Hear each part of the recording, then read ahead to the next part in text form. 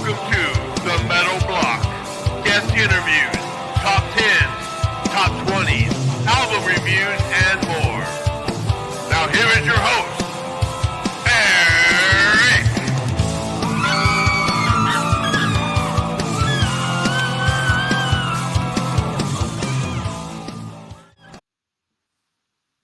Here we are with the great Jesse Blaze Snider. How you doing, brother? I'm great. How are you doing? All right, man. Being honest, I'm a little under the weather. I don't know what's been going on with me. As soon as I turned on this Kickstarter, it's just to do, and I got so run down like so quickly. So like I'm just like getting over something. I just went to the gym today, but I'm like, I bet you got you because you're probably running around all over the place, right? I just been feeling like kind of ass, but I'm hoping to get over it. I rarely get sick, so I'm like so very grateful when I do get sick. I'm like, all right, one time out of 1,000, it's okay. Right. Yeah, I'm the same way. Like I've been around people with COVID and everything. I haven't had a booster in 2 years or whatever, and nothing. Generally speaking, I'm always good, but like, oh man, just like the past week, I've been so out of it. But I'm doing, and I'm inspired. The campaign's going well, well enough, and the cool part I would say is just the reaction from everybody is just really cool. And honestly, like about this, I put this record out 3 months ago. At a certain point, somebody had said, "Hey, you going to do anything physical or whatever?" And I thought about doing a box set for a minute for like a lot of my music. I didn't really want to do it. The one thing that I did want to do though was talk about the album that I had just put out, because it seemed like not everybody really understood what I did. I kind of went, I did something really cool here. Like it's really like interesting, and I want to do more. But people have to understand why it's worth their time. In order to get it, get the concept, and people are like, oh, cool. But like, I mean, that's the first thing I thought when you sent it to me back 3 months ago or whatever, or when you told me about it, and I went on iTunes and I'm looking at each song title with all the different frequencies, and I've always known about frequencies and stuff. As a matter of fact, we use them at my job. As a alcohol and drug counselor, we do sound healing and things like that. As a matter of fact, I played your song, the one that we're going to hear, Heaven. I played that there. People are getting into that, and it's just like, because and I didn't know about this. Lowers your heart rate, lowers your blood pressure. I mean, for me, this is such a clear and present danger. It's like the moment we definitively know that much, because they try to play it down like, oh, there's not much of a difference. There is one of them calms you down, and the other one doesn't. The funny other thing was when I was watching your video about the promo on the Kickstarter, and I was thinking, man, for 40 years I've been writing music, writing all these songs, in the key of or in the frequency of A440. All this time I've been doing Hitler's music. What's up with that? Look, I'm all like, I need a shower now. I don't trust the internet anymore. Like, to find this information. Well, it makes sense in a way. I guess that Goebbels, who was Hitler's propaganda minister, that they had studied these frequencies, and they said that 440 hertz made it easier to control people. I mean, which is interesting, because that's the same thing that was said about fluorinating your water, which is another thing. Around that same time. So unfortunately, it lines up with other things that we know to be true. Yeah, I mean, it kind of makes sense, because of the majority of like rock and metal, or even songs that are infectiously catchy, or like in A440. That's why I've always stayed in it, because it was easier for me to figure out songs by ear. When I put on a Metallica record, I could hit the A and boom, boom, tune my guitar back in the day. And, I'm gonna see if I can find this image that Michael Zinn had pulled up the other night. I was doing his podcast. He's doing all of the artwork for my my campaign. Okay, yeah. And he's a good friend of mine. And here you go. So here you go. You want the smoking gun for why we should get out of 440 and why we should get into 432? One of these is 432. One of these is 440. Okay, You see one over there? Yeah. That's 440. That's the one that we use. All of our music is tuned like that. Yeah. This is what all the music could be tuned to. So it's 432. Is that like drop a D basically? Like if I was on a guitar, like if you drop D, you can get to a similar place. Similar to that is like one of the ways people go about, which is really funny, because it's like heavy metal music has been shown to Mhm. lower heart, decrease Yeah. and stuff, Yeah. and it doesn't make any sense. Meanwhile, what is happening with a lot of the tuning for the metal? Well, we're Yeah. tuning D and other tuning adjustments that will Yeah. all bring you further away from 440, which, as you can see, here's another bit of the same thing. Here Yeah. it's kind of a messy, it's a Uh-huh. messy sound pattern. Yeah. This sound pattern, Yeah. look how easy it is. That's Like, the trick. I'm sorry, like I don't have to be spiritual, I don't have to be Yeah. or faithful or anything to go, the math ain't mathing with that one. Uh-huh. He's mathing pretty good with this guy. Yeah. Which one is the Earth frequency? I've heard about that, like how there's certain Four- songs that are tuned to Earth frequency, and it can make people cry when they hear it. Or Yeah, 432 is generally considered like the natural harmonic yeah. things. Like one of the biggest ones that you'll hear talked about besides 432 is 528. Oh, okay. Which is one of these kind of master numbers that the like the ancient Indians, like in the Vedas and like so much other stuff. Like this is where so much of this information comes from. Yeah. But if you go into a sound healer, like to go do a session on sound healing, Yeah. they use the 9 solfeggio frequencies as their medicine. So so usually you'll see them with like 9 tuning forks. Yeah. Hit them. It's really cool actually when you do it, because it's very powerful. That's what we use at my place. And as a matter of fact, I even bought like a little solfeggio scale sticker to put on the back of my guitar so I can kind of see what the frequencies are. And stuff. Yeah. You can all different colors and like you bang and like yeah. you can feel the coming. So it's a little subtler when it's just baked into but it's very similar. It's the same. Yeah. You go bask in these frequencies, which too was why also it made sense to just like make it into a CD and like let me do a physical something here, because it's all designed to open you up, really. Exactly. Yeah, I would love that. Yeah, that's why I got this. That's why I donated a campaign, because I want to get that CD. Definitely. Yeah, these frequencies are kind of walking meditations. There's a lot of different ways that people can get into heightened states of awareness. Breathing, there's different breathing patterns, things like called dragon breath or whatever else. Or the 4 in, 4 out, basically. Yeah. You sit, meditate, and try to count your breaths and go into a calm state or whatever. You can also listen to some frequency music, which will bring you to a greater harmonic alignment with the world around you, and all sorts of interesting things can start happening. And this is true. I had made this all for myself. I didn't make any of it with the intent of distributing it. Yeah. I had started with because I was using AI to demo songs that had meant a lot to me. So songs that I had written for my daughters, my sons, my dad. Yeah, like I have a song called Young Frankenstein, which is just it's all references to Young Frankenstein. Yeah. I had written it like with a smile on my face going, my dad will think this is so funny. I had never been able to record it. So that was one of the things I'm not going to record that song. Yeah. And then at a certain point in time, I started realizing, oh crap, I could put this in any frequency I want. I can tune these songs automatically, like in any fashion. Like I don't have to like question, think about anything. I just literally go, okay, yeah, but give it to me in this frequency. Oh, and so you were able to use software to do that, because I was going to ask you about that. Are you like tuning all the instruments by like manually, or are you doing like a I'm behind on the technology of software when it comes to recording. So I was just like, for myself, I was demoing songs that really meant something to me. And I had a notebook that I moved on to a new notebook. I have a new notebook that's baby blue, and I've had that for like a couple of years now. But prior to that, there was another notebook that was filled, and it had tons of songs that I had written but I hadn't recorded. Yeah. And they were just things that I liked them enough to write down all the lyrics and, just have it arranged there in my pad.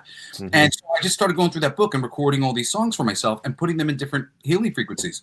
And I was, originally I was going to only, use it as like a demo thing of like, hey, I got this idea, something like this. What do you think? Yeah. But then when I started doing the sound healing frequencies, I was really moved by them. I was like finding myself listening to listening to them in general because it was soothing me. But then I was finding myself drawn to certain songs and drawn to certain frequencies, and I had like a couple really like heart-opening kind of moments where I was like, you know, having some realizations listening to the music.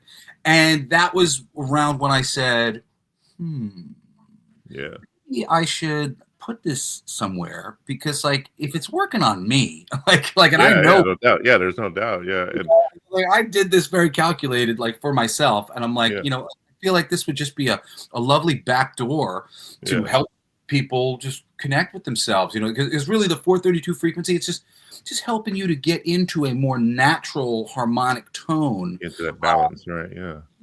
And like the thing with a lot of these tones is just the type of math that you could do with them, right? Like case in point for 432, and there's a lot more that you could put into 432 besides this. But you can put through, you can divide it by 3, you can divide it by 6, you can divide it by 9. I think you can divide it by every singular number except for 5 and 7.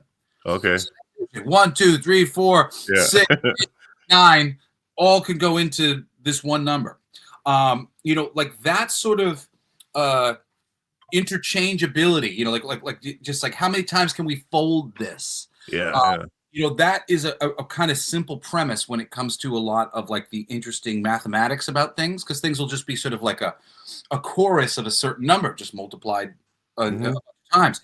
And there are different numbers that are like real important roots for us. Like 144 is a number that you see show up a lot of times, like in the Bible and like all sorts of across all sorts of ancient wisdom. And 144 is one of those numbers that can be divided amongst 432. And what, you get 3 of them. So like there's just the math here. Since I was a teenager, I've been fascinated by the actual ability to make music in those frequencies, though, has been really tough. I would say half the musicians that I have brought the subject up to haven't known what I was talking about. Like they didn't even know, like, what do you mean? Or passing understanding, like, oh yeah, you know, like that's not okay. Yeah, I don't know how to do that. I've always been bad at math, so but it's a total math kind of thing. It's also like why bother? Why do we need to do that? Why can't we? Why not here? What's the difference? Well, the difference is there's just numbers associated with these things. There's something very interesting about when you get to certain numbers. You know, 432 here, it's making this perfect star. 440, it's not. It's just kind of a mess. But there are plenty of numbers that like put that into the system. It's just like, whoa, dude, like obviously this is hacking something. You know, everything is vibration. Everything is vibrating. You know, every molecule is just a bunch of little itty bitty atoms, you know, rotating around each other. You know, it looks like something from far away. You get in really tight. As it turns out, just a couple little molecules circling each other and vibrating. So, you know, back in the day, Star Trek, I'm a big Star Trek guy.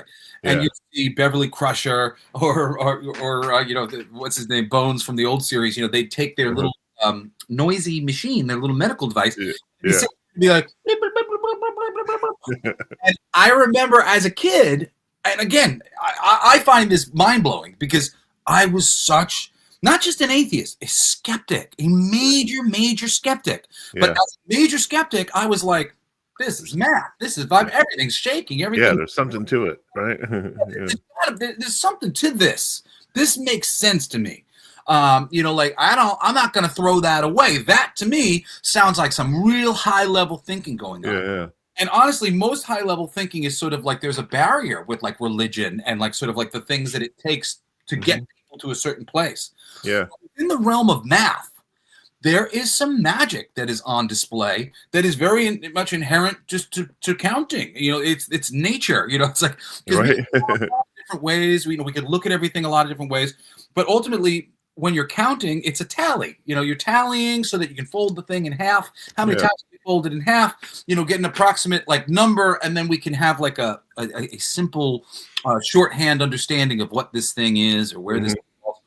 And I really love this conversation because it links to ancient wisdom and Yeah.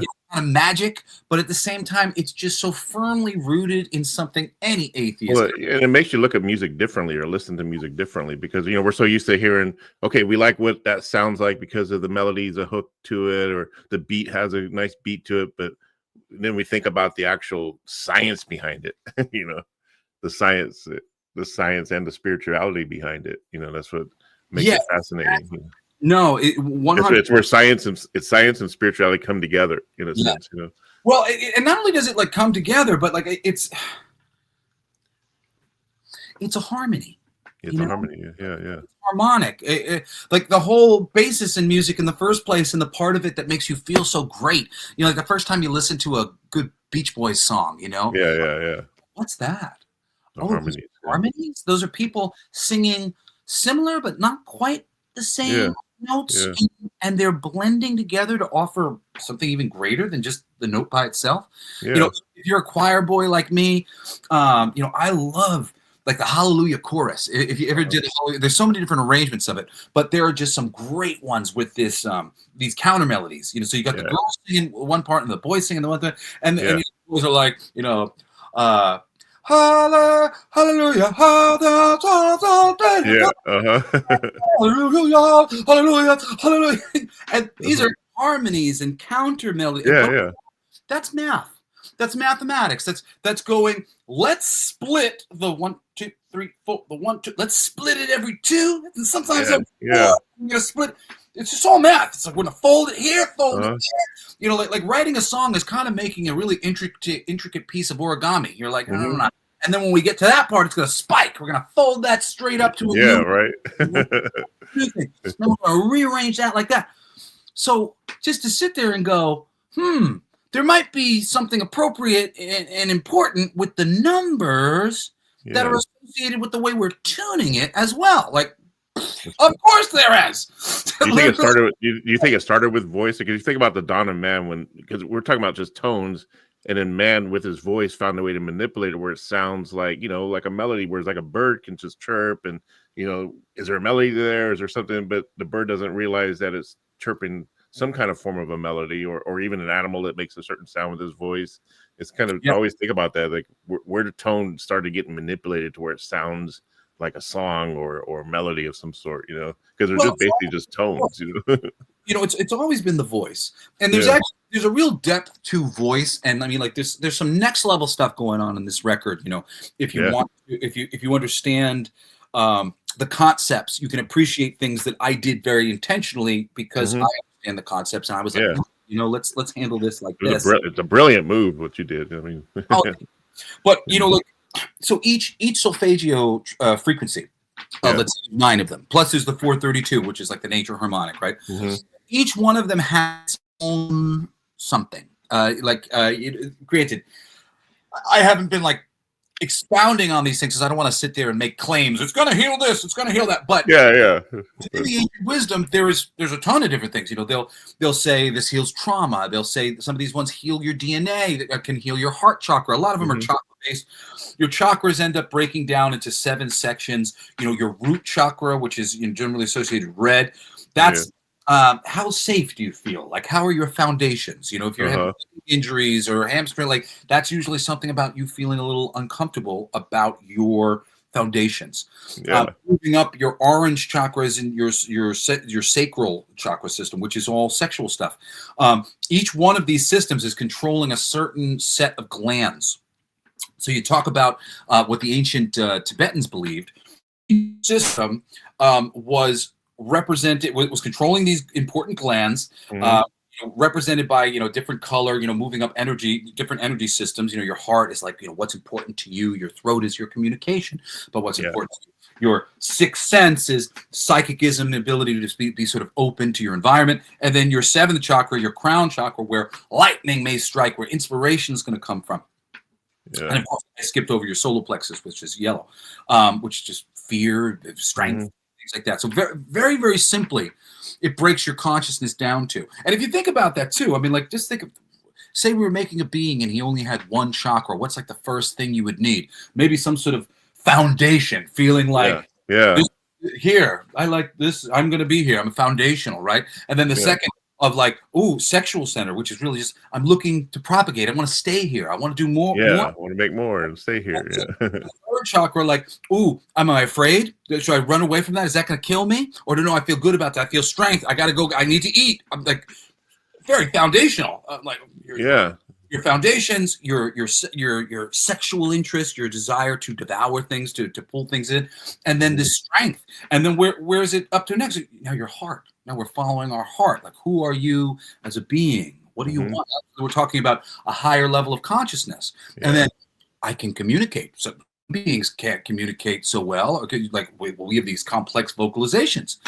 And that really brings me fully back around to what you were saying earlier, which I wanted to say something about. We can sing any of the frequencies. You know, like all I need is somebody to tune something to 528 and I can hear it and I will sing to it. Yeah. To it. Naturalistically, I've come to believe, and I can't find a lot of like tests on this, but I feel that 432 is like as close to natural as we can get. It seems to be sort of the center of the chart. That's what I've always read about. I've always read it was the frequency of nature, the earth, and everything else. I mean, like I said, for me, I kept trying to get as much hard data as I possibly could, just so I could, because I think there's enough hard pieces of data, like just even that visualization of the thing. I'm like, look at this. Like, I found myself googling each one. Just I was going through your songs and Google, and I googled the one that's "It's Raining Money," the 963 hertz, and it says frequency of the gods, and I thought, well, that's pretty. Coincidence there, or not a coincidence. It's about money, and then there's God. Thing, right? So I said the frequency of the gods, right? And that song is it's a trick for the mind. Yeah, about money. I had a moment where I was feeling so down many years ago about money, and I went into a meditation, and I literally said to myself, "Well, it's not going to rain money," and like 2 seconds later. There was just like this gap, and it's always funny when the voices in my head give space before they say something to me, because usually they're like trying to put like a highlight on something that maybe they'll be like, no answer, and they'll be like, is it? It was really like, I'm like, it's not just money's not gonna fall from the sky, and then a couple seconds go by and they go, won't it? And I start thinking just for like a second, entertaining this, won't it? And I'm like, well, I mean, not naturally. I suppose that there's some scenarios in which it would. And then before I knew it, I was like, I guess it could rain money. And there was this big follow-up thing with them of like, see, you don't know what you don't know. You think that it's this box. You're so close to the actions and abilities, right? You're literally walking around repeating one of these old stupid adages.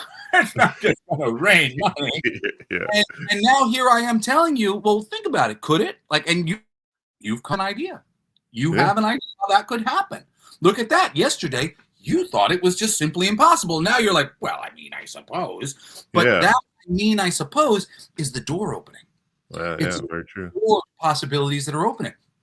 And the craziest thing that happened about that, and I don't know if I've ever said this like in an interview, when I wrote that song, like literally in the same session, because I was sitting there, and it's based on like Along Came Jones, or whatever that, like Charlie Brown. It's like one of those old songs, fee fee fi fi fo fo fo.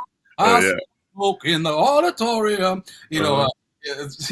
plane flew out one day, loaded up with weight in gold. It was just like that classic kind of 60s, 70s like storyteller song that I had heard, so many times before. So I had like these lyrics in my head, and I was just like, oh, you know what? That feels good. Like I'm just gonna map it to something like that. One of these like classic 60s, 75.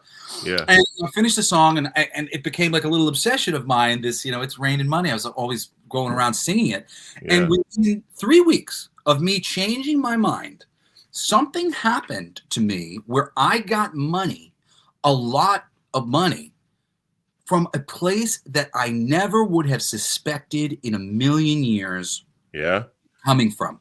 And I saw it at the time as I changed my mind, and Yeah. then all of a sudden something happened that literally left me flabbergasted. I mean, it was really like 2 weeks, a very short period of time for me having a very major conversation with myself.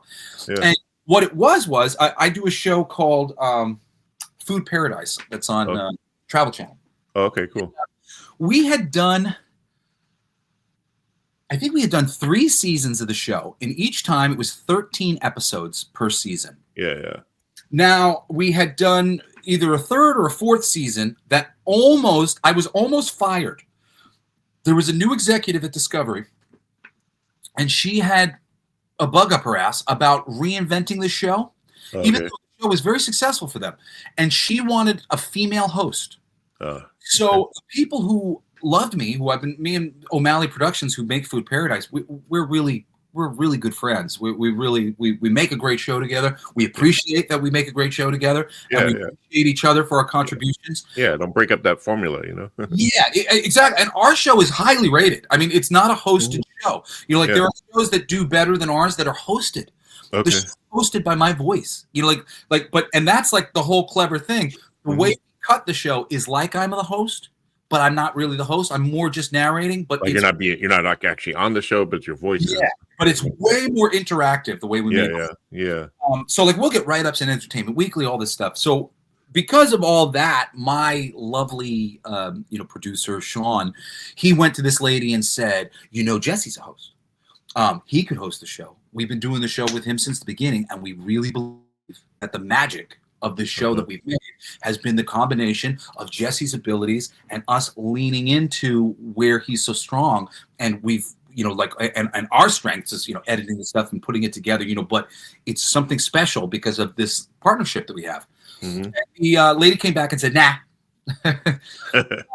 no, we're going to get the show hosted. Damn. I was blown away that they fought for me in the first place. I was like, that's amazing. You guys are so good. Yeah. So 3 months go by, and they call me up, and they're like, so you want to come voice new season of Food Paradise? And I'm like, what are you talking about? It's going to be, I'm fired. It's going to be hosted by, Chick. And they said, yeah, well, we ran into a little bit of a contract through with her, and we just thought, maybe we should suggest Jesse one more time. So they wrote an email, and they said, if we got Jesse, who's the voiceover, and just did it like we used to do it, save $15,000 or something like that, because it's need somebody on camera or just a voice. And the studio went, save $15,000. Okay. So all of a sudden I'm back at the job, right? So nice. I do this season. We do 13 episodes. Well, cool. I'm gonna check that out. Yeah, I didn't know you had that on there. 3 weeks after this It's Raining Money realization, I get a phone call for now what is the 4th or 5th season of Food Paradise. I never could have seen this coming in a million years. Yeah. There's a new executive who's been brought in. They are doing away with the countdown that they forced us to make the 3rd or 4th season into. We had to turn it into a countdown show.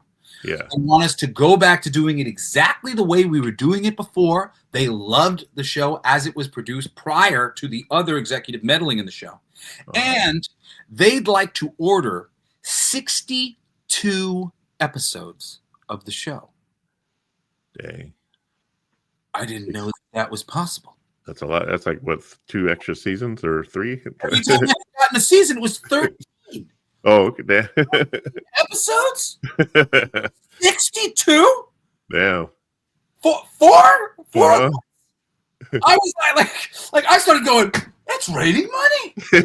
Yeah, I mean, that's a nice chunk of change right there. I didn't think like the money could come from here. I didn't think I could get even more money from a job that I already had. Yeah.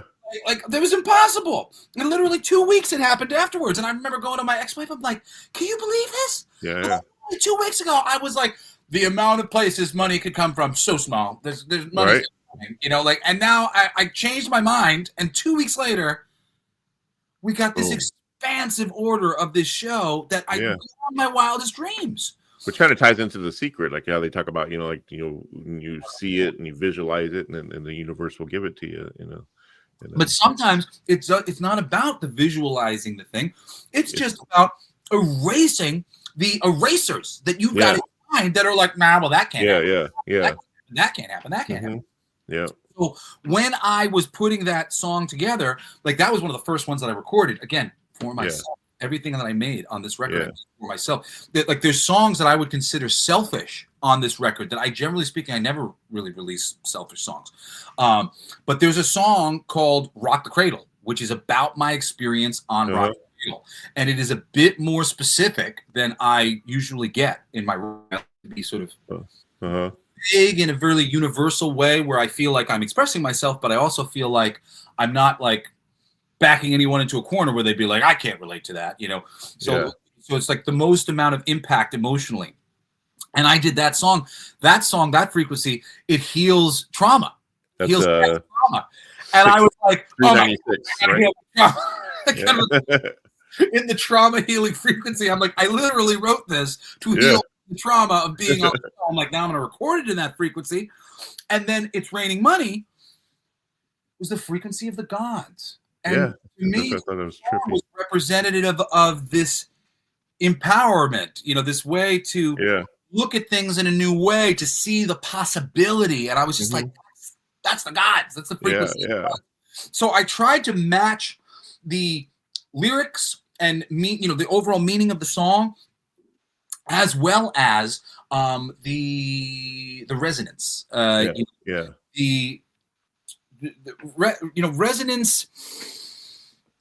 If you hear "We're Not Gonna Take It," right? The lyrics to "We're Not Gonna Take It" are "We're Not Gonna Take It," right? The melody to "We're Not Gonna Take It" is da da da da da da, right? But the resonance to "We're Not Gonna Take It" is freedom. And that's why it connects. It connects with everybody, no matter what. Even like the that melody. What is that? It's a little celebrate. The freedom. Major key, right? Oh, that's it. It's a big gang vocal. Like, how do we approach that? How do we get that? We need that big. Even when it's sung high, it feels low. We're not gonna take it. Resonance of the group. So that part of songwriting, it's kind of the most important bit, that resonance thing. You know, it's like when you hear that, what's that Uptown Funk song? You know, Uptown Funk has a resonance. Very true. You want to move. It feels, it makes you feel something. And when you're really working with these frequencies, the frequencies are all about what is the thing making you feel. So to bridge that gap, it really allowed me to, I think, make some of the most effective songs that I've ever made. I mean, every song on here sounds like it can be like a huge hit. Like why aren't people listening to this, or why isn't, you know, or the more people to get this up in the, like, this should be actually in the charts as opposed to what we're seeing in the top 5 of Spotify. You know, people especially like when I hear the song "There It Is," I mean, that's an instant hit. There it is. That should be the number one single that should push this album. And I'm hoping that you have a video in the works, or if not, I think there should be a video for this. I'm working on some stuff. Yeah, it's funny. There it is. There it is. So when I started working in plant medicine, and I started, songs were flying out of me. It was not the first that had come out of me that way, but it was the first one where I was blown away with what I had done. It was the most beautiful song I'd ever heard in my life. It was really genuinely meaningful. And I felt it. You know, we talk about resonance. You know, that song is about being an optimist in a pessimist world. Exactly. You know, and looking around and feeling like you're noticing things, you know. That's what I got. The first thing lyrically, it could connect with so many people and so many situations that they're in. And well, like, you know, from the beginning, from the verses, it's kind of sending out love to different people. That's what I meant. Making proclamations for some of the people that maybe would make you a little nervous. You know, it goes out to the bad ones. I pray that you're slowly making it right. It goes out to the good ones who are getting it right every night. You know? That's a good. This one goes out to the suffering, finding a reason to stay, You know, I'm suffering. You know, I've dealt with a lot of depression and a lot of anxiety in my life, but I found a reason to stay, and that deserves applause. You know, and this one goes out to the brave ones, diving face first back again into difficulty. And you know, and the hook, there it is. There it is. There it is once again. Am I the only one who sees it when there it is? There it is, yeah. It's again, but nobody notices. So I pretend like I don't either. We'll be like the normal humans, you know. I want to play a clip of that song real quick. Can you? Here we go.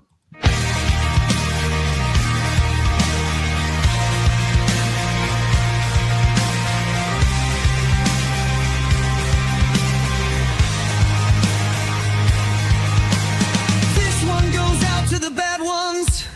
Pray slowly, you're getting it right. This one goes out to the good ones, getting it right every night. This one goes out to the suffering, finding a reason to stay. This one goes out to the brave ones, diving face first back again. There it is, there it is, there it is again. Am I the only one who sees it when there it is, there it is, there it is once again, but no one notices, so I pretend. This one goes out to the dream. Yeah, I mean that's like that little break right there before the chorus kicks in. It's just the perfect writing right there, perfect arrangement. It's so nice. The one cool thing about when I work with the AI, it can be hard sometimes actually to get them to add music because I'm giving them acapellas and like beatboxing. So I'll go there and you know usually I'll open it with something that establishes the feel so that the AI can link up to. There's a lot of tricks that I'll use just to get the AI in my head. So it can feel what I'm going for because it's really just like working with musicians, you know. I sit there and I'm trying to sit there and I'm like there it is, dun, dun, dun, there it is, dun, dun, dun, there it is again. You know, and I'm sitting there trying to get them to feel. This is how it feels. So when I put these songs in to work with the AI, I gotta really like get that feeling. And you're singing the melodies into the AI and stuff like that. So I really have to like work to get these things together. There it is was really aggravating because There It Is has one of my most favorite bridges I've ever written, and I couldn't get it to adapt my bridge. I ended up what do you call it? Settling. I ended up settling because I no matter how I put it in, I couldn't get it to do it. So when I finally get to do it live, I'm going to be able to make it even better, right? Because it's got this great hook. So it's am I the only one who sees it when there it is, there it is, there it is again, but no one notices, so I pretend. I know I'm not the only one who sees a way. I know I'm not the only one who can seize the day. I know I'm not the only one with this fire inside. I know I'm not the only one on this same strange ride. There it is. There it is. So that's brilliant. It simplified my bridge, and like I could not get it to read my melody, and it kept just simplifying that bridge down to nothing. So there's a part of me that like, it was like it's close enough because they nailed the verses and they nailed the chorus. Not get it to line up with the bridge the way I wanted it, and I finally went, okay. It's good enough. I at least got the hook and I at least got the thing. And this is my bridge, but it's not as beautiful as I'd like it to be. And sometimes you got to do that with the AI. Like you just have to kind of go, all right, this is close enough. This is close enough. But usually I'm within 90. I think that's like a 95% one. 95% of that song is exactly as I'd wanted it. And most of them are like 99%. You know, I can usually get it pretty close. But sometimes I will either give up. Like I have a few songs that I've given up on for some reason I just can't get the AI. So there's a good amount of human creativity going into this, as opposed to like 100%. sometimes I hear some of the AI people will put out some AI songs, but they just read like a prompt into it and they don't do any instruments, no singing or nothing. No, and nothing it just like creates that. a whole different vocal. This is all you pretty much doing this. It's all me, you know, like, and I have to, there's timing constraints. Like I only have 2 minutes to put my whole melody in. Yeah. I will usually end up doing like a vocalization, you know, opening, just kind of establish the feel, do first verse, chorus, and a second verse, possibly skip the second chorus to go into the bridge, because I don't want to run out of time singing a part that I already sang. Yeah. It knows what the chorus sounds like now. Now I got the bridge in there. And then if I have any like little, you know, punches or little counter melodies, like that's the tricky stuff. So like the end of my track ends up being every sample for every unique part that shows up at the end. Yeah. And then I have to take, so now I push that into the system, and now I rearrange everything by properly labeling, this is a verse, these lyrics, this is a chorus, and then I add an additional chorus. I add an additional bridge. Anything I have to. But I have to get in all the sample pieces so that it can hear me, figure out how to sample me for every part, and then rearrange it. And you know, and you can try to go in and micromanage. It often is really difficult to go in and like micromanage. So I try to do that. I try to just see if I can get it in a full pass that is what I did, is pretty close to what I'm trying to go for.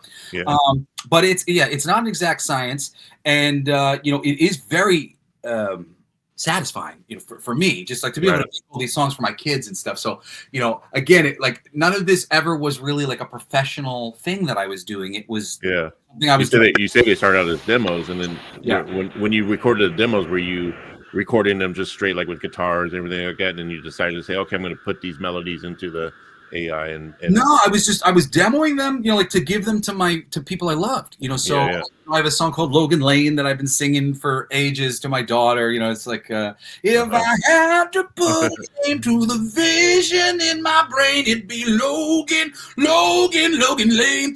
I have a recording of it. It's awesome.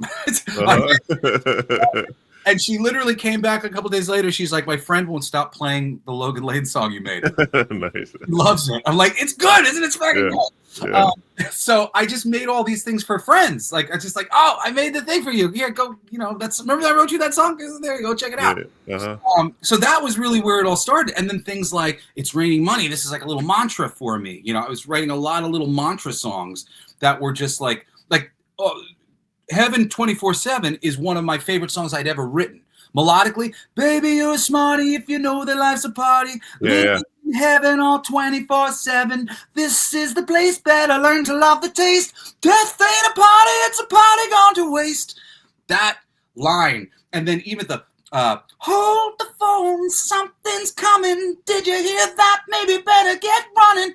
I love how that felt. And like the moment I wrote it, I just had this vision of people in school, like, you know, they're at school and there's a guy walking down the hallway with a machine gun. You know, most of us are taught, you know, I think, to try to live boldly, you know, try to go out there and, you know, try to be yourself and try to, you know, take a big bite of this world. Take a big bite of the world when there's people walking around with machine guns at our schools. Like how do you even cope with that or even process I had to get that song out of myself. You know, but even then too, like the song Time, time is very slow moving. That's part of the magic of that song. It's just that it really lumbers. It has a bridge, but I couldn't record it. Because I didn't have enough time in order to do the chorus and like to get in some of the things that I wanted to get in. I just couldn't get to the bridge. So I did a version of the song that doesn't have the bridge.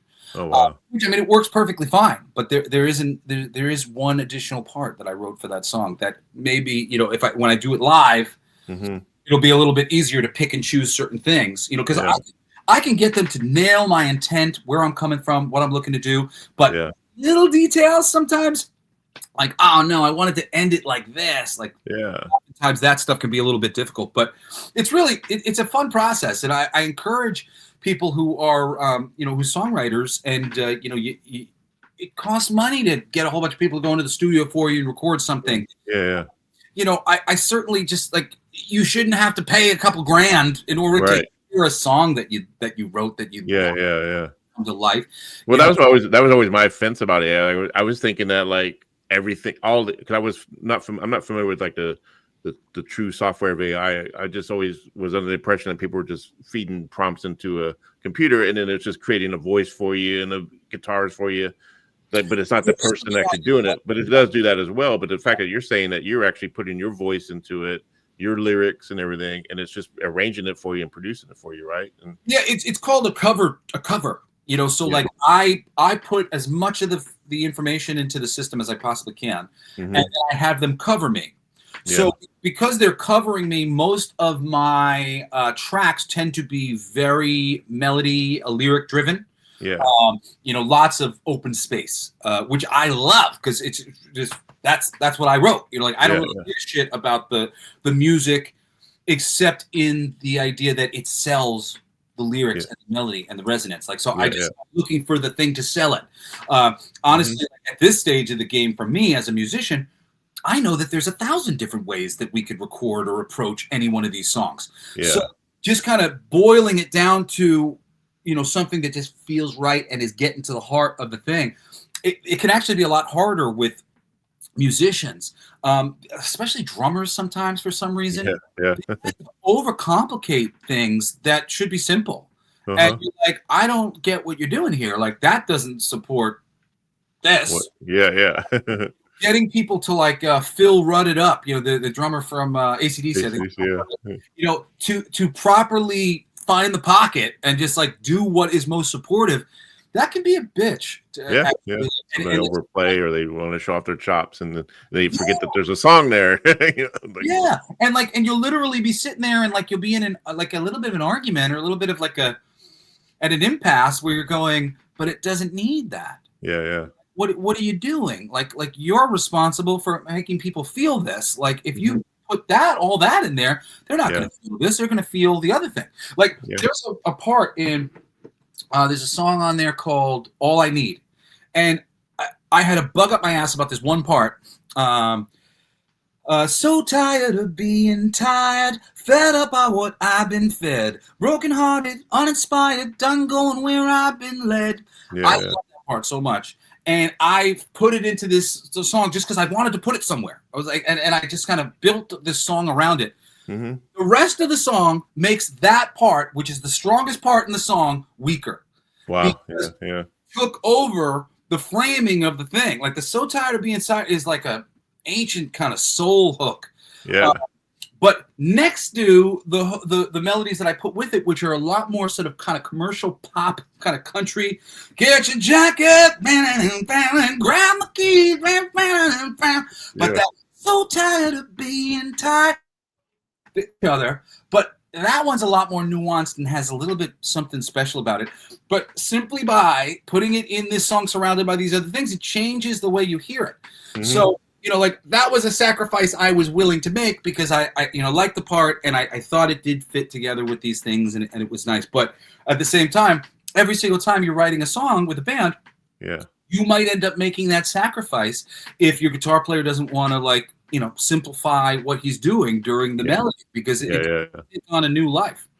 I think the song has to be more important than the person performing it. The song itself has to be the most important thing than the person writing it or performing it. Some people think, I need a guitar solo there. No, you don't. It doesn't recall for one. But no, I need to show off my chops. No, you don't need to for this song. Maybe for another song. There's a time and a place, and it's like I used to think like when I would go do karaoke, I would do "Fight for Your Right to Party."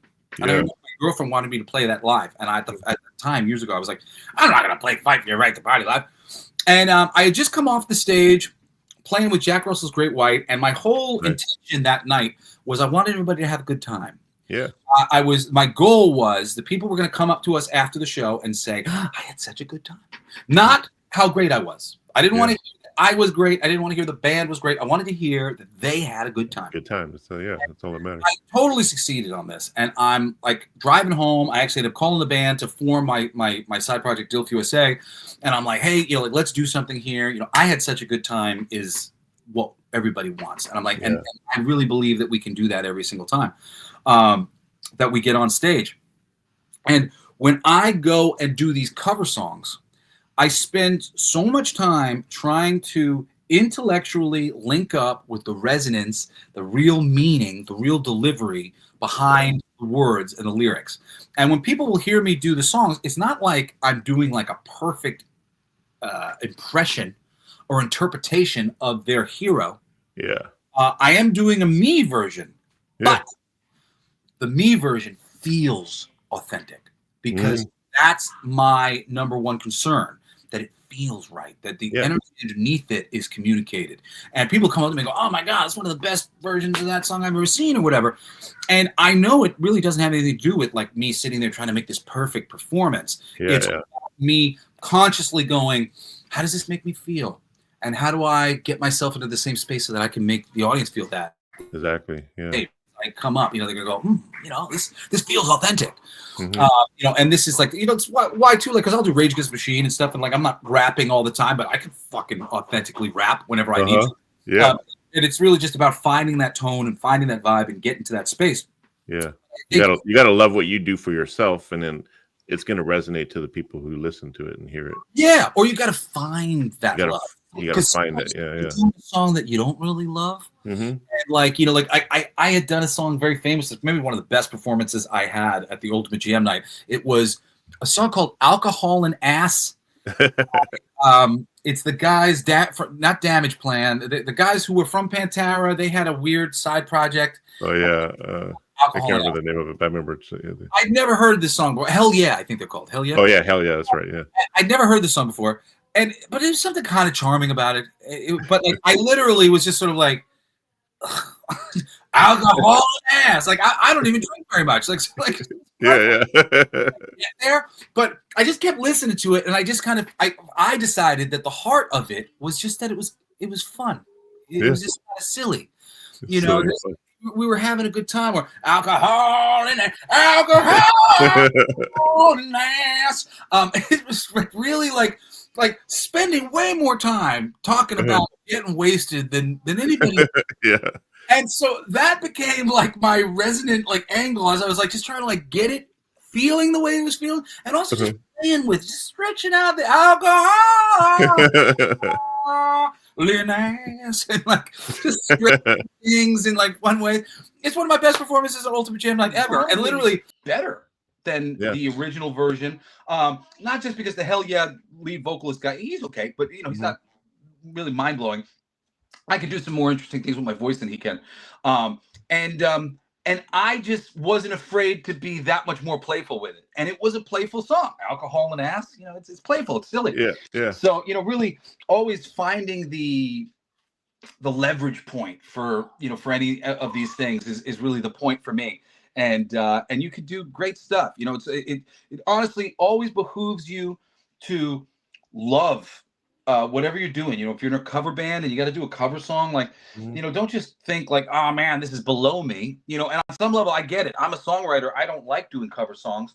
There's a part of me that really doesn't want to be involved. I'm like, well, I don't want. I think that's I'm communicating other people's art. I don't want to do that. But within the context, if you got to do it, you got to do it with reverence. And if you do, people will love you, man. Like it's not a hard. I did that a couple. To just like care about something, and other people go, "Oh wow, I really love that you cared about that thing." Yeah, I did that. 2022 was the last time I put out a single, but I did Blondie's "Call Me," a cover of that, and I was never really a huge fan of that song. But I was watching American Gigolo, the TV series, and it was the intro, and I thought, you know what? Let me see what that song would sound like if I tuned down to D and play it slow, kind of more gothic and real. And I recorded that way, and it became, I guess you could say, like a hit on the internet, as far as like the people who listen to my music or whatever. Because I just, and I kept it true to the melody and everything, but it's just when you hear it, it's just completely different than Blondie's version, but it's slower and you just the vibe. You saw that like, ooh, you could do that like this. Yeah, I did something similar. We haven't recorded it yet, but I have one of what is it? I know what boys like. Oh, okay. I know what girls like, and I just because I heard it one day and I went, I know what girls like. Yeah, girls like girls like me. Yeah, like Like I slow was and like, grindy. ooh, that's creepy. Yeah. Take it from this one place and put it into this like this guy who's stalking the I know. Yeah. Like girls like Yeah. girls like me. That's what I was saying. So, If you're gonna do a it's just- cover, do it completely different. You know. yeah. I mean, if you can bring some energy, I mean, like that, because that's the same thing. When you do that to a song, when you can bring some new resonance that isn't there, but it's like a juxtaposition of the resonance that was there. Yeah. That's always, you're making some magic. That's true. I just did a song that it's probably going to be, if we hit 10,000, there's a free song that is going to come on the album, and Cool. I think it's going to be this song that I wrote called "Conspiracy Theorist." Mm-hmm. And the cool thing about Conspiracy Theorist, the song, is just that, generally speaking, conspiracy theory, like you're a conspiracy theorist. We're wagging our finger at you. Yeah. And Conspiracy Theorist, the song, is just, yeah, whoa, that's right, I am. Screw you. We I'm got a it right. conspiracy theorist. It's just celebrating it the whole time. Yeah, I'm a conspiracy theorist. I'm a conspiracy theorist to the truth.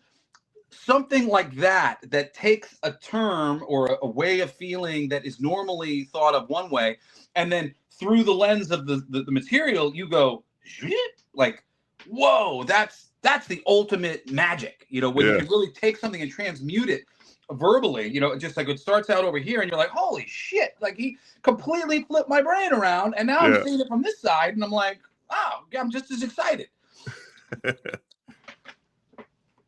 Now, speaking of the band DILF, DILF, you mentioned them earlier. Are you guys still performing? Do you guys perform live ever? Or I thought like, are you like, do you plan to like take these songs here and teach the band the songs and maybe do some live shows with these songs? Or? Yeah, we do. I mean, you know, DILF, especially like in the past year or two, I replaced the bass player with one of my favorite people on planet Earth, who is one of my songwriting partners, who I'll write with sometimes, Andre Padre Holmes. So now that Andre's there on top of it, you know, and Robbie, my guitar player, I love Robbie very much, very similarly. And Robbie is an engineer. He's been the one who's recording all the stuff that we do with DILF USA. Yeah. So I want to do more with them, you know, so much more. We definitely have plans to do a lot of videos. We've been trying to play. You know, Andre plays with Morris Day in the Time. Robbie plays with this band called Once Bitten. Tony plays with Drama Rama. And they tend to be sort of aggressively booked all the time. So like there was a moment where I was working on like a solo project, and I'm still probably going to put that together just so I have some flexibility. You know, because it just has been the case where like if they say no, then I have to say no. And I don't want to say no. So I've been like, well, I'm going to replace you. But I love us as a group, and we've been having so much fun and really like enjoying it.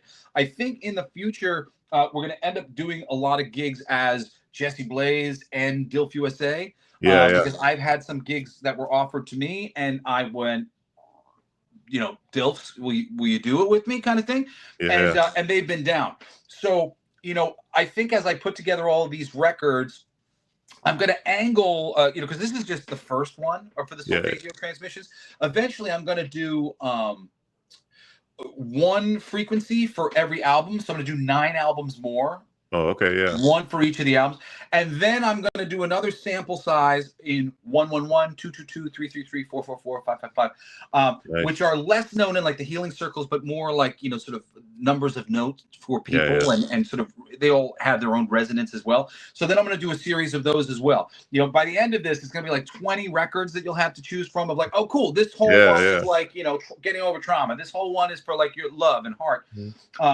And as I do that, essentially for me, I'm demoing a ton of songs that I've written that I've been wanting to record for a really long time. And I'm just going to start to go, what are my favorite from all of these? At a certain point, I would really like to actually get in the studio and do an entire record, probably all in 432 frequency of my favorites that have been put on all these records.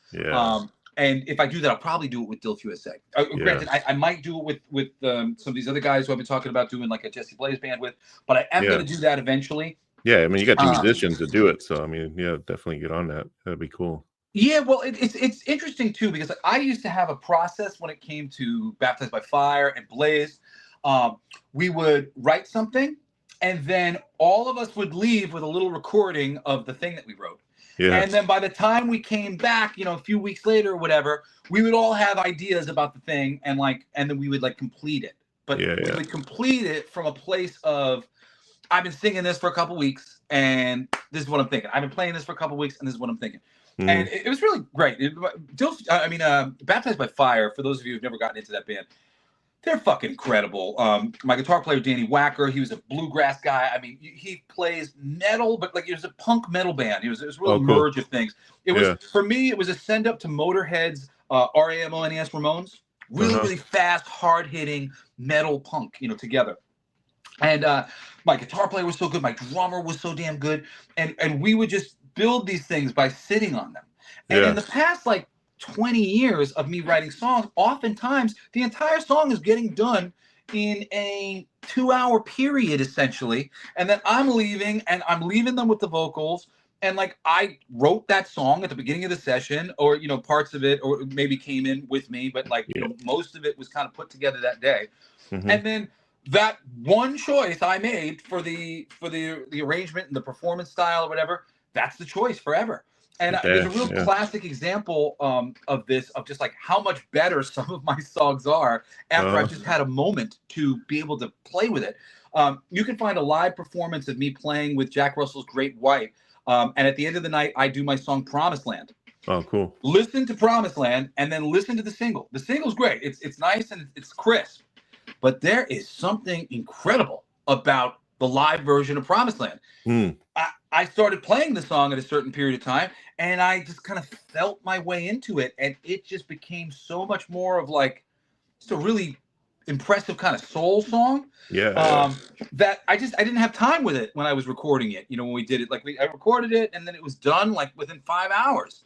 Wow. And then I went, oh, this is great. I'm happy with the first shot at it, but that ability to sort of mess with the thing and then sit with it for a moment, that's been gone for a moment for me. So actually demoing these things so that I can take a look at them, and then being able to go sit down with a band and bring it somewhere, I know it's going to be a huge tool for me and really helpful. And for me too, generally speaking, I cut my band in on the music portion, which isn't generally you're supposed to get paid for the lyrics and the melody. Melodies, how the lyrics are sung, not because what you're talking about is a musical arrangement. There's really a lot of choices. If I want to, I can sit on a piano and I can bang out the chords that I need in order to do my thing. But somebody who's chord-minded, somebody who's been spending as much time writing guitar parts as I've spent writing melody parts, they always have better suggestions than whatever chords I figure out, So I like to write with other people, and if they are responsible for the end result, I will tie people into the writing. So even after I've messed around with it on AI, I'm happy to come back around with my bands and be like, help me figure this out for real, and you'll have a little piece of it as well. As much as I've ever done before, because the process for me hasn't changed much at all. It's just I'm dealing with the AI as opposed to I'm dealing with the human beings. And I love human beings. If it was easy for me to work with my favorite human beings at music all the time, I would. But all of us have rent. And even though Jesse's got a big bug up his ass about this song or that song, well, we're still promoting this other song, which we didn't have any money to promote. And that song's great. We gave it Alligator Mushrooms is great. It should be a big hit. But we haven't had the money to promote it. So, there's on one level, it's but there's another good one. Well, yeah, I know, but there's always another good one. And and we haven't even had the opportunity to get the good one that we put out already out. Very true. So it tends to delay everything. And, and you're sitting there with your guys going why are we recording this song again for your daughter? I don't think this is going to be on the album. I don't have time. I got to pay my bills.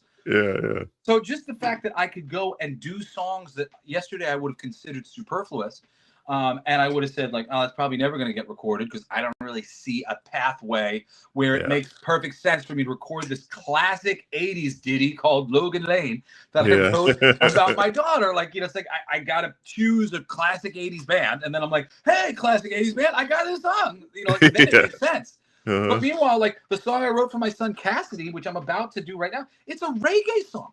Okay. But that's what I wrote for him. It's like, Yeah. Cassidy West has it in his chest to be the best, so much better than the old Cassidy. Like, so I can do whatever I want when I'm sitting here and I'm building out these healing frequency things. But within the context of working on things with the band, there's always a certain amount of parameters. A Dilf USA song is different than a Baptized by Fire song. And I have like a bit of an idea about what that is. And so I'll bring 30 songs to the table, but they're all meant for Dilf. They're not meant for just anything. I have a side project that I'm dying to do one of these days. And I think I'm probably going to end up doing it with the AI in a little bit more detailed sort of way. Because it's really like a visual project. It's something that I wanted to do live, but it would take a big band. It would take enough money to pay for the costumes, and it's very theatrical. But I love it. And I've already written like half the material for it. And I would love to just make it, so that I can hear it, so that it's out in the world. And, and the AI, gives me the ability to just do something like that, and just like not have to sit there and go, well, I did this project that was for my heart. How much did it cost you? $50,000? Like it cost me nothing. It cost me sitting on my computer, and it cost me a willingness to put in the time to bring these things to fruition. And that's a worthy trade, man, because I always am ready. And the fact that you're composing the song and not the AI is composing it makes it even cooler, because you're actually, like I said, there's that human element to it still, whereas opposed to someone who just lets AI do everything, and then it's like, okay, well, that's not really, I'm not feeling that human connection. Oh yeah, when Michael came to me, is my good friend, he's doing like the art on the campaign, and he first told me, I was like, I'm not using AI for my music, and he went, no, like you can use the AI as a backing band. You can tell it what you want, and you can bring songs. Because Michael is one of these people who I was like, I'm literally sitting on about 5,000 of not just some of the greatest songs I've ever written, some of the greatest songs I've ever heard. Like execution dependent. If I execute this as well as I hear it in my head, oh my goodness, this is incredible. So, I'd be coming up with things, and certain people who I'd be spending a lot of time with, they were the only person I could share it with. There'd be something new I'd come up with. I'd be like, oh my God, I wrote this thing yesterday. I got to share with you. It's so cool. Conspiracy theories, what do you think? And he'd be sitting there going, wow, that's amazing. And then, years would go by, and he knows about this great song that I shared with him, more than one. But I haven't been able to record them. And he'd come up to me and be like, hey, you record such and such yet? Or blah, blah, blah. So for him, he knew, he was like, Jess, I got a way for you to get some of these things off your chest. Like you're going to love it. And I thought that was all it was going to be. But when I started the healing frequency part of it, that just became like this gives me permission to release it, because I can't do this easily with a band. I've tried to do this, and it's been really difficult. Just the fact that I made this like this, and I can easily enough just hand it out. I'm like, these are my songs. This doesn't change anything. I was like, I don't have to pay a band, which granted, lyrics and melody, if you write the lyrics and melody, you don't have to pay anybody. That's what you're getting paid for. You get paid for the lyrics and melody. I will incentivize my bands because I love the people that I work with, and I value their opinion, their insight, and I think that because I have such good people, the songs come out that much better, and they deserve something, so I include that. But technically speaking, I could just take full credit for everything. And and I don't go that route. But within that context, there's literally no change for me. I'm going to a guitar player to bass, and I'm like, hey guys, we're putting it together, it goes like this. And I'm doing the same thing with the AI. So, and for me, I think I have a practical way to get it back to center, and if I can use this as a way to demo those things or get some attention on some things or whatever it might be, well, that's great. Just it makes it easier for me to play live. It makes it easier for me to take one of these songs like There It Is and get in the studio with Andre. Dude, that song's going to be even better when I sit down with freaking Andre Padre Holmes and Robbie. Just get in there, and I can fix that freaking bridge, and just it'll be exactly my voice, as opposed to the little interpretation that the AI will do as you have to adjust it. You're adjusting the frequency, you're adjusting these things. So a lot of things will change. But it's funny, my family, who I was almost concerned about their reaction to it, because I know we're all artists, and we all have our concerns about AI. they just every single time I would like send like a little note of like, it doesn't exactly sound like me or whatever, and they'd be like, actually, I think it totally sounds like you. Oh, like, yeah. actually, this is completely a Jesse Blaze arrangement. Like, I could totally tell this is the type of song that you write, because not that I have like a particular style, but I have preferences, and my preferences tend to be sort of theatrical. And about arrangements, so I'm like, I want to take us from like something really chill to something really dynamic and big. I like a lot of change between the levels from one part to another part, so that you go, oh wow, like I've really gone somewhere. Yeah. So just the fact that people hear them though and go, oh no, like I could tell this is a Jesse Blaze original. Because I was nervous of that. Like, is it all gonna get homogenized by the AI or something? What does your dad think about it? It's like obviously he's old school and everything. And he's old. I was nervous initially because I sent him a couple things, and I was kind of like of the mind of like, I was like, is he gonna know that this is me? He's gonna think that this is the AI wrote it, kind of thing. Yeah. But no, like one of the first messages I got back from him was like, such a Jesse Blaze original. Like this has your fingerprints all over it. Like, and I was just like, yeah. So it is just a matter of, at the end of the day, the AI can't escape that it's interpreting me. So I'm sitting there and I'm not, phoning in these I'm like, happy birthday to you. Happy birthday. The biggest performance I can do, and like getting it to feel the way I want it to feel, and in between every little empty space, and I'm like doing some little thing to kind of kick it forward so it knows how it feels and it knows how it's supposed to go. It's very much like what everybody who's ever worked with me would make fun of me for. I come into the room and I'm like, so the song goes like that. Like they're okay. It goes like, yes, you got it. That's amazing. And the production's really good. Make fun of me. Thanks. And that's one of the first things I noticed too. The production is amazing. Like, I mean, it's just so crisp and clear. Like, is AI produce mixing it and everything too, or mastering it? I mean, sometimes there's a little bit of love that'll be brought in by me after the fact, just like to bring a couple things into fruition. But honestly, the thing that the AI is best at is arrangements. It is a study of the average of everything. But the AI is smarter than most song arrangers. And the AI recognizes what a good arrangement really is. Yeah, that's what I noticed. I'm a master arranger. So in cahoots with me, boom, like just like it always comes out the way that I want it to.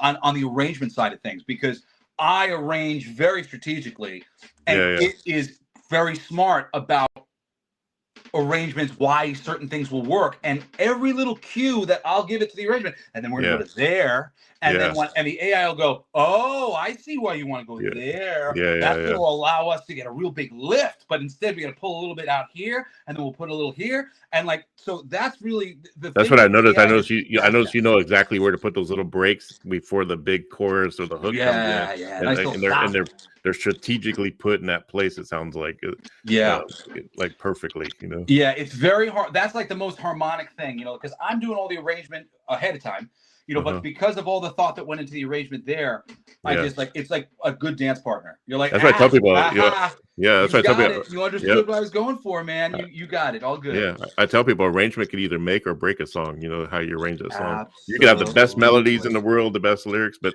how you arrange it could make or break it. Let me put it to you, because you'll find this interesting.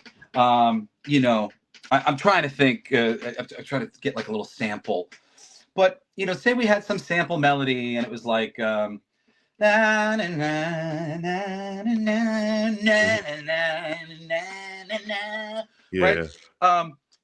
You could like what people don't realize arranging is. I could literally take the last two notes of that thing, and now I can start arranging. With a kick. That song wasn't very good before, but now I've just arranged a moment of it into a way that's more meaningful and more impactful. You can literally fix anything with a proper arrangement of something like something that you would be like, that's a terrible song. Like, okay, well, let me look at the whole thing. Are there any little pieces of it that are repeatable, that are uplifting, that make you feel something? Well, okay, let's go in there and let's like rearrange this. And you could completely change the way a chorus hits by what precedes it. You know, there's a song I have called, well, it's called Love Song on the Slip, and it's called When You Love Someone in a longer, in a different version of the song. But right before the chorus hits on When You Love Someone, there's just a part that just kind of drops to nothing. And it just says, I know you want to run. I know you want to run away. And then it hits into the chorus. And the chorus is this big, all and none, get your gun, bring it on. Yeah, baby, when you love someone, bite your tongue, shed your blood. It's never enough. Yeah, baby, when you love someone. And now a normal songwriter, you know, it might have continued like that. But instead, we actually move it again to a third place. So now we go from the dynamic of the verse, which is like fullness, but it's kind of quiet. We go to like an empty, I know you want to run. I know you want to run away. We go to something big, all or none, get your gun. And then in the mid at the chorus, we go, don't stop screaming, long as you're breathing. We've done there. We're just holding those notes ever so slightly. It's in a similar place. All or none, get your gun, bring it up. Don't stop screaming, long as you're breathing. What do we just... We're building on the melody, but now we're stretching the melody just a little bit. And it's all about creating tension and dynamic so that when you hear that, you're like, oh, great. Yeah. Cool. It's celebrating this whole space. It's dancing on all the empty spaces being covered, you know? And you really want to do the same thing when it comes to the lyrics. Like, you know, lyrical intelligence is just sort of like encapsulating something as completely as humanly possible. You know, you finish hearing the song about whatever it might be, and you're just like, wow, like that was said so eloquently. They covered the whole range of like what it means to be a conspiracy theorist or whatever it might be. You know, you really just want to, you know, like the chorus for Promised Land it's follow me to the promised land where the drinks are free and we understand that we're beautiful because we're here alive and no one leaves here lonely tonight. Nice. Well, I happen to think that's a real encapsulation of heaven on earth. You know, the promised land, the drinks, they're free. And we understand that we're beautiful. We're all beautiful. We all have something to offer. And nobody leaves lonely. That's heaven to me. We're all accompanied. We're all having a wonderful time and being appreciated. You know, it's like when you conclude a phrase like that and you go, ooh, that's the snowball. You know, that's all of this together. Ha! Throw that at somebody. That's going to be impactful. Maybe if I just said, follow me to the promised land, it wouldn't mean as much. But if I say the promised land and then I encapsulate what that means, what do I really mean by that? You know, and if what I mean by that means something to you, you know, like that's it, game over. You know, now I've just described your personal promised land as close as I could. And, you know, it's really the sound frequency healing just has brought it all together in this loop, because everything is just sort of built on top of each other in this wonderful organic way. And now all of a sudden there's one extra layer to the way you can build. And then on top of it, I'm very consciously attempting to utilize it to the best way that it can be utilized. Amazing. Yeah. And where we can find this at the Kickstarter is... Yeah, if you type in Jesse Blaze Snider, Solfeggio Healing Frequency Rock Music by Jesse Blaze Snider, you can find my my campaign. And I'm going to put the link in the description for people to check it out. So, awesome, I appreciate it. Yeah, we're getting close to our first like fundraise, which is $5,555. Yeah, that's all. That's where I saw it. It's at $42.39 now. Yeah, which is a small, it's really a small number. Like I probably won't do the full print of like all the things. I'll probably like squeeze it in relatively small so I can just make a little bit of money off of the campaign. Mostly because this is a series. Like, so this is the first one. And we'll be doing more solfeggio bits. But this is the first solfeggio. But then I have a magazine, like a heavy metal magazine that I'm doing with my buddies, Digger Mesh, Aaron Sparrow, Steve Kurth. So it's an anthology comic book, but it's like a magazine, like articles. So recommendations for great movies, great music. And then high process oriented articles written by brilliant artists, brilliant, you know, creative people, giving you their 2 cents about, you know, how to make this how to make this great. So it's like Yeah. really just an artist magazine for creative people of the future. And then Nice. the third thing is this hemp plastic initiative, which is all about trying to get rid of petroleum-based plastic and bring Cool. hemp plastic into the world. Hemp You know, plastic, it's yeah. there, but really there's a lot of education that needs to happen. So our whole campaign is promoting the advocacy of hemp plastic. We've got these hemp goblins who are sabotaging the oil industry to try to save the world, and they're Yeah, like yeah. our promotional pieces. So this campaign is a capital generating thing. Like, you know, for the most part, it's not costing me anything to do this, to offer this album. I had already offered it, but people weren't really totally understanding. And I had some people who were looking for me to make something physical. So I made something really cool, physical, that I could like promote. But really the whole point was to promote the advocacy of the sound healing and see if I can make a little bit of capital to print covers or to pay for covers for the magazine and to pay for the designs, like the box designs and the other things for the hemp goblins on the next campaign. So just know that if you back me here on this endeavor, you're helping to raise awareness of sound frequencies, of the fact that this is even a thing in the first place. And you're helping to invest forward into all these future projects that I have that are all about changing the world. You know, whether it's getting rid of hemp, petroleum-based plastic so that we can get something that's better, more biodegradable, getting a better quality frequency of music being recorded, or getting a higher quality of creativity in the arts across the board through this magazine. You know, everything that I'm doing is about elevating the new world and making sure that this place is better for me and us having been here, which I think should be the goal. You know, we came, we saw, we lived, we died. Did we do anything of note? Did we try to make the world a better place on any level? That's my goal. This album is medicine for the world, and it's not even about Big Pharma doesn't make it. Jesse Blaze makes it. Yeah, well, real it's medicine cool too, because anybody could make it. You know, like this is just. I don't think they're going to do it tomorrow, but I mean, like, go shame the local record industry.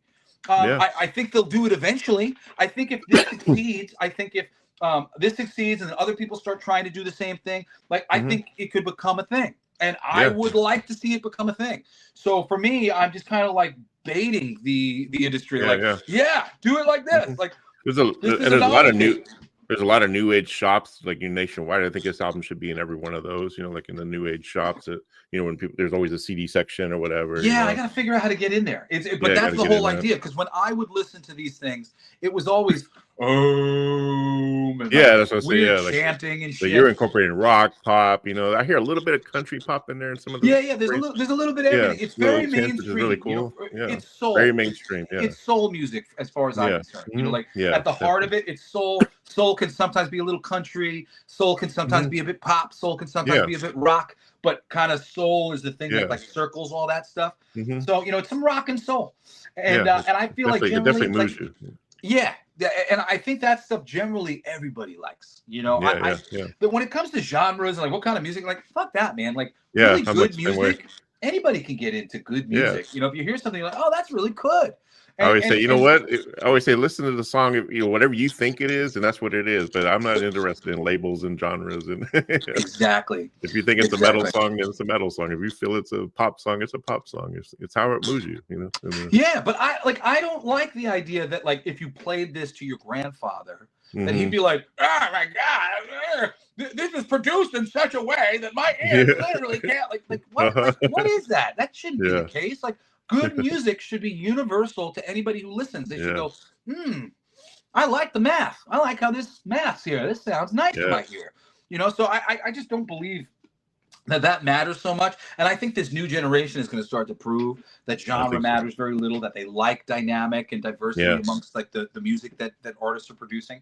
Exactly. And, you know, I'm just going to, you know, fight this battle until I hit the grave because I'm enjoying doing it. Man. Oh, yeah. Like you got to do a TED Talk, man, on the frequencies, and so I could see you doing really well on one of those, man. Yeah, you know, in the future, that would make a lot of sense. And it's different things get suggested to me like that, like as I go along in this. And every time I get a suggestion like that, I'm like, you know, it does play to all that, and that is the goal for me. I would love to be able to like any sort of platform where I can just talk about this as a thing. Like, it doesn't necessarily matter if you guys go support my campaign or not, but just being able to talk about it. Yeah, I know some people will hear about it and they'll want to support it. But I love the idea that like I'm having a conversation that's not being had, that should be had. And it's kind of silly, like that we need permission or something. Yeah. But I'm like, all right, I'm going to give us permission to talk about this. It's crazy. Well, it's been a pleasure, man. I know you probably got to get hanging out with the kids and all the good stuff. So it's my weekends with the babies. We're going to push this sucker, man. We're going to push it to the moon. I appreciate it very much, brother. Like I said, yeah, I'm going to put the link in the comments. So get out there and get on this. Help with the future projects as well. Save the planet. Save the soul. The future of music. Yeah, the future. Matter of fact, last time I had you on, we had this. Are we going to get a sequel? For our future. I love this. I can't wait to do some more of that one. The magazine that we're doing, it's got 3 stories that I wrote with my buddy Steve Kurth. One's called D for Dementia, which is about this World War II veteran who his only friend is death, and it makes a deal with him to go kill bad people, and death will keep the innocent safe. And so he's like an old guy vigilante. And then there's a book that was published in Softwood by Heavy Metal Magazine. Is a story called Food Fight, which is anthropomorphic pigs and cows and chickens in a war against the carnivores. And like it's basically like they're fighting for the freedom of like all of the animals that we eat. That one's really fun. And then we got a book called The Principal, which is actually about a superhero known as the Cavalry. And he's a legacy hero who his secret identity, he's a principal. And the principle of his behavior and the principle of what he does matters more to him than the other things. You know, it's about a principled man. Because I feel like all of the superhero movies and stuff, the first thing to go is the principles. Yeah. And that's the reason why we cared, because they cared. Yeah. And when you take a character like Superman and the principles are not important, or the principles become kind of murky, it really damages the strength of what this thing is. So I wanted to make a character, like a book, a character that was just all about, he's the principal. I'm going to call him the principal. He's going to be a principal, even though that's not his superhero name, but he's the principal. He's a principled man. And he will not do this because it's easy, or that because, you know, he doesn't believe that. He believes these things. And like, it's really interesting too, because the story revolves around him. He's black. Okay. And the Justice League of this world wants him to tell everybody that he's black. They want him to take off his costume. His costume covers his whole face. Yeah. But he's a legacy hero. And the original Cavalry, he wasn't black. He was white. And the second guy was Hispanic. And now he's black. And one of the parts of the oath to the Cavalry is the Cavalry has no face. The Cavalry has no race. Yeah. Much like Spider-Man, he's a symbol for everyone. Yeah. Exactly. And this symbol is supposed to stay pure. And even though the Justice League, they're getting called racist because it's all white guys and people don't know that he's actually really black, and he beat up a black guy who deserved it. Yeah. He won't just take his mask off and show everybody that he's black, because that portrays the legacy of the guy who I took an oath, and like, this is what I'm supposed to be, and this thing represents something that's universal, and I'm not going to break that. It's not my right to break that. Yeah. And you know, and this ghost of the original Cavalry, he'll come back and haunt me if I do that. I can't do that. This is a principled, you know, stance that I have to take. The whole book's really cool. Aaron Sparrow's got his Kneel Before Doomface avatar in there as well. He's got a Nick Fury-like character who's going to be in the book. It's very funny. It's just kind of based on some classic kind of Marvel kind of stuff. And then Digger Mesh, one of my besties, he's my art director for Blacklight District Studios. He's got these zombie animals. I think it's called The Wild Dead. And the first one takes place in Asia, and it's just all these zombie pandas. I love how it looks. It's black and white and red all over. Zombie very pandas. Funny. So that's really cool. And then there's just a couple other cool bells and whistles and whatnot that we've got going for the magazine Sugar and Bones. It's so fun. I really I'm having a great time doing all these things. If I can take a little bit of the financial pressure off myself, you know, with these campaigns over the next few months, it's like that's all she wrote, because all I really need is just the ability to just be a little bit more flexible, and not have to worry about like, you know, how I'm gonna pay my ex-wife, you know, child support and do all the things that we need for, you know, because when you get divorced, make no mistake, you end up like doubling your expenses. Stupid. But like just getting myself to a place of comfort, you know, and my podcast has been helping with that. That's good. But you know, I really think that these last you know, these next 3 weeks, if I double what I make here in the campaign, I'll be sitting, you'll be nice, breathing a sigh of relief, and you know, and I'll have moved on to those other things, and I'll have, you know, caught up a little bit in my life in a good way, and like really be where I want to be. And this is just the beginning, though. So you know, the next campaign is going to be bigger for the magazine. The hemp plastic, I know, is going to be a big thing. So, but I got to get there with just like enough like capital to make sure that everything I need to get before I launch the campaign is already. You know.